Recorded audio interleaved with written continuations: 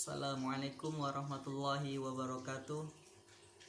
Baik, nama saya Nur Rahman, saya dari Prodi PZKR Reguler 3 semester 1. Di sini saya akan menjelaskan ialah individual difference. Pengertian menurut para ahli adalah sebagai berikut.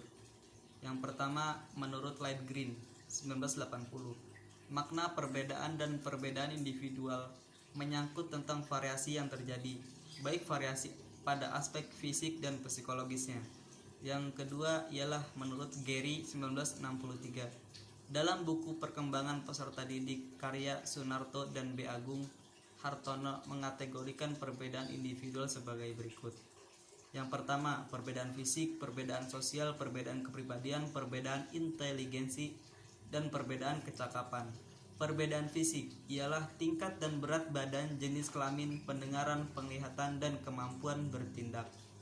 Perbedaan sosial termasuk status ekonomi, agama, hubungan, keluarga, dan suku.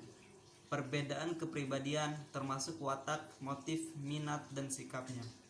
Perbedaan inteligensi dan kemampuan dasar. Perbedaan kecakapan atau kepandaian mereka di sekolah. Nah, di sini ada faktor yang mempengaruhi perbedaan individu. Ada dua faktor, ialah faktor bawaan dan faktor lingkungan. Nah, di mana faktor bawaan merupakan faktor biologis yang diturunkan melalui pewaris genetik atau orang tuanya. Nah, yang kedua ialah faktor lingkungan. Lingkungan menunjuk pada segala sesuatu yang berada di luar diri individu. Faktor ini meliputi banyak hal, mulai dari status sosial, pola gizi, stimulasi, atau rangsangannya. Di sini ada jenis-jenis perbedaan individu. Perbedaan jenis kelamin, yang pertama ialah perbedaan jenis kelamin dan gendernya. Nah, yang kedua perbedaan kemampuan umum dan khususnya. Yang ketiga perbedaan kepribadiannya. Dan yang keempat ialah perbedaan gaya belajarnya. Baik, di sini perbedaan jenis kelamin dan gendernya.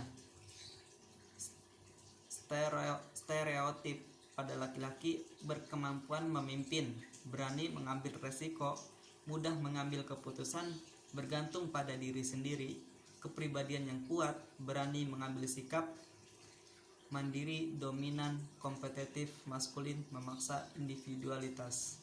Nah, kalau stereotip pada perempuan, menyukai anak-anak, lemah lembut, penuh pengertian, penuh belas kasihan, sensitif pada kebutuhan orang lain, ingin disanjung, penuh perasaan, pemalu, hangat, setia, feminim, lembut, lugu. Nah, untuk perbedaan kemampuan umum dan khusus. Kemampuan umum didefinisikan sebagai prestasi komparatif individu dalam berbagai tugas, termasuk diantaranya kemampuan untuk menyelesaikan dan memecahkan masalah dengan waktu yang terbatas.